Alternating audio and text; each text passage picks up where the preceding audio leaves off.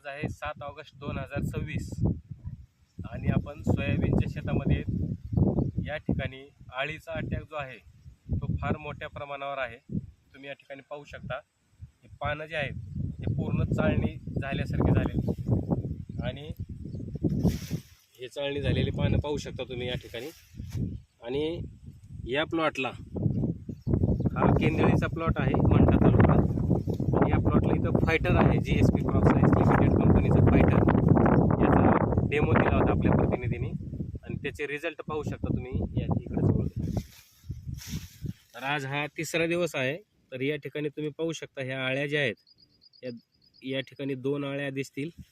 अशा बऱ्याच ठिकाणी तुम्हाला आळ्या खाली मरून पडलेल्या दिसतील।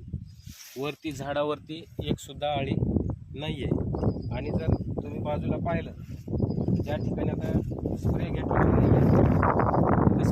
नाही आहे त्या ठिकाणी तुम्हाला नुकसान ते आहे जसं आहे तसंच चालू दिसेल तुम्हाला। इकडे जर पाहिलं तुम्ही तर पूर्ण तसेच नवीन पानं पूर्ण तुम्हाला खाल्लेले दिसतील।